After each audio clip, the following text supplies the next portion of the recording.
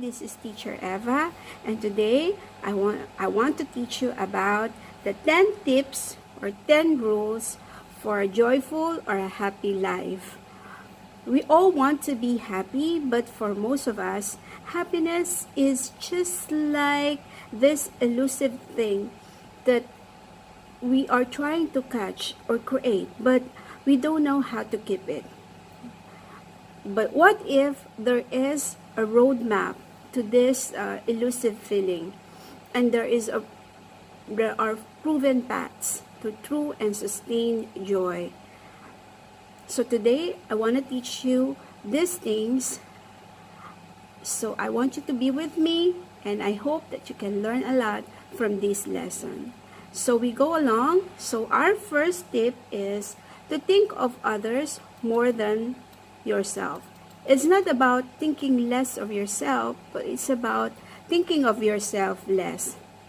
This tip goes against our human nature, but because we are all more selfish than we'd like to admit.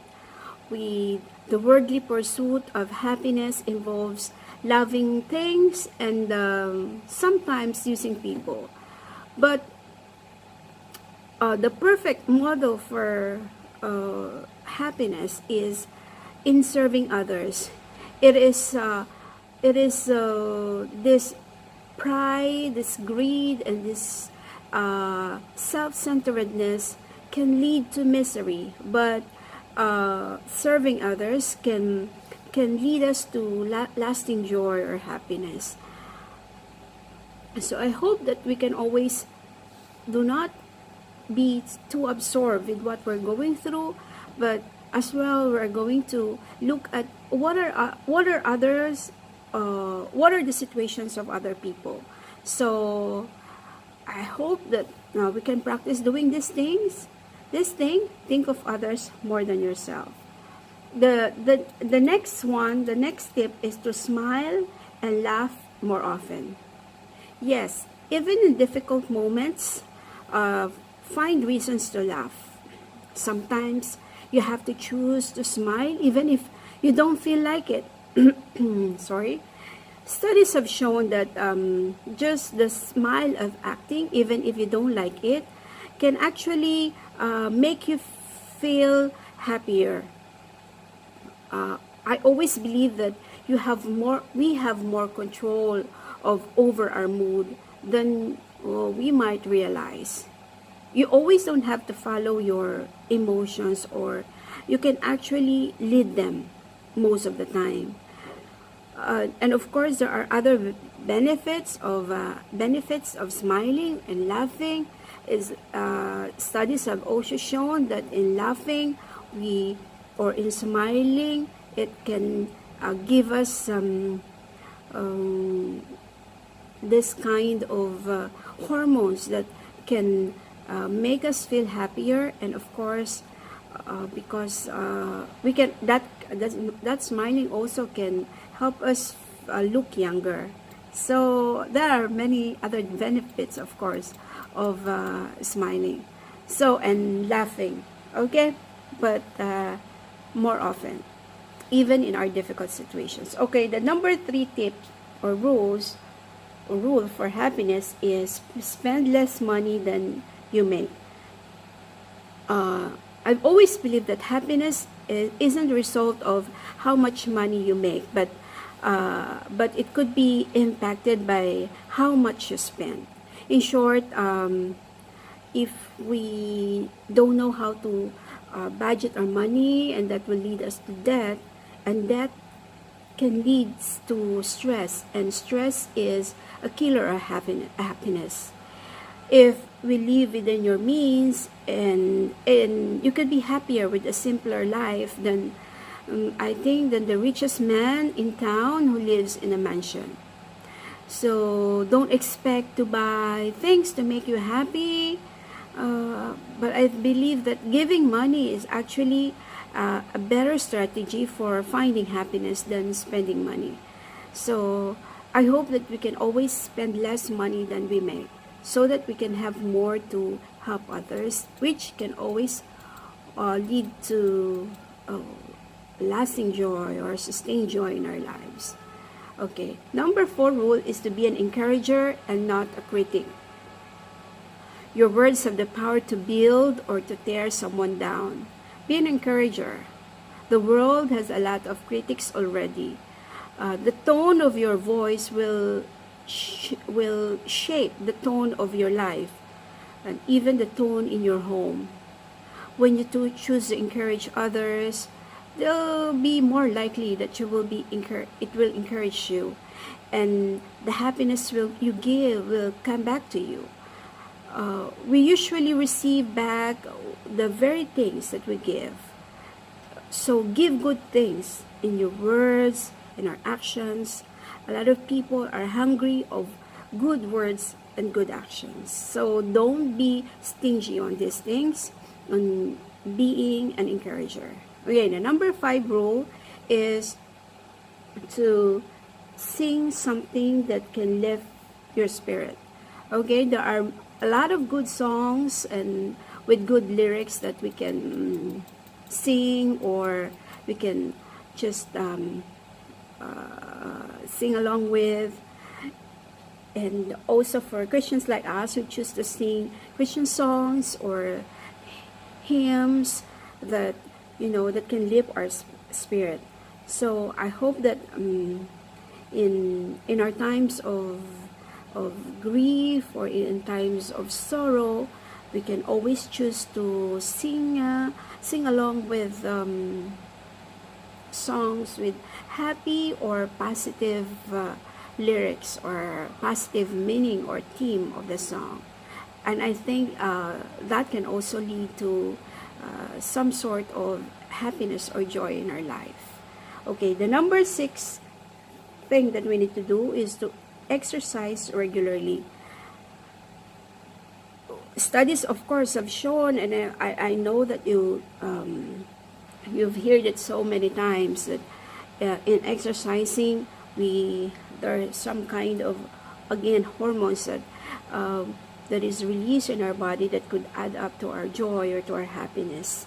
At the same time, it can help us to be healthier, and that could also lead to a happy life, because if you're healthy, you will be happy and you will be joyful, because if you're sick, there are a lot of stress that goes along with it. So I hope that we can always do our exercise regularly. I know it takes a lot of discipline, but we can be able to do that. Okay. The number 8 tip is, are we with number 8? No, I'm sorry. Our number 7 tip is, don't take your missions too lightly. Okay. Our missions have to do with jobs that are bigger than ourselves. Like for example, if you're raising kids, like for example, if you are working for the family, if you are the wife of the home, and in the home I mean, if you are sharing your faith, if you're doing your job, if you're a student, don't take these things too lightly. Of course, those tasks can be and should still be fun as much as possible, but we can take those responsibility lightly. Working hard, the right things leads to happiness, and a legacy reflecting a life will leave. So I think that this kind of rule can help us to be happier, because we know that we are doing our responsibility, and we know that we are living a lasting legacy, and that can give us a sustained joy and a lasting happiness. Okay, our number 8 tip is to choose a positive attitude. Yes, even in difficult circumstances, we can always choose to have a positive attitude. We can always control our circumstances, of course, but we can always control our emotions or our perspective or in that situation. Choose to have a good one. Choose to have a positive one. Choose to see the best in every situations. The Bible commands us to focus our thoughts on the positive side of things. This isn't just blindly choosing optimism or the power of positive thinking, but it's a conscious choice to let this change start within us that we hope to see around us. So looking at the positive side of things can help us to be happier in spite of what we're going through, and it helps us to still keep going and stay in the course if we continue to see things in the right perspective or in the positive perspective. Okay, that's my eight rule, and the 9 rule, it could be, the 9th one is to pray always. Pray when you feel like worrying. Prayer doesn't have to be some kind of a ritual or a cold, mindless ritual. I believe that God is inviting us into a life-giving, a life-changing conversation with Him. In prayer, it reminds us that God is with us, that God is in control, that God is bigger than whatever we're facing. Of course, prayer doesn't always changes our circumstances, our situations, but it can always change our perspective in the situations. And we can always have this thinking that someone bigger than us is behind us. So we can still keep going, we can still stay in the course and never quit, because we know that God is with us as we pray. Okay, the last tip, the 10th one, is to practice giving thanks. I know there are many situations in life where we can be disappointed, and many things in life that can discourage us. Actually, the act of venting and complaining doesn't actually make us feel better, but in fact, it gives us the temporary illusion of feeling better, but then we quickly feel worse than we felt before after the complaints or after the venting of emotions that we did. Gratitude is always the remedy for negativity. When you feel like complaining, I think we can start thinking for all the blessings that we have in our life. I think that as we focus on our blessings and not on many negative situations that we have, we feel like, oh, I really have many things to thank God for, and I really have a lot of blessings in my life. And so you'll discover that it's nearly impossible to be thankful and stressed at the same time. You cannot be stressed if you're very thankful. I believe that. And so practice giving thanks. So those are my 10 tips, and I hope that you learn something from this, and I hope that this can help you go along life as we desire to have an abundant and a meaningful life.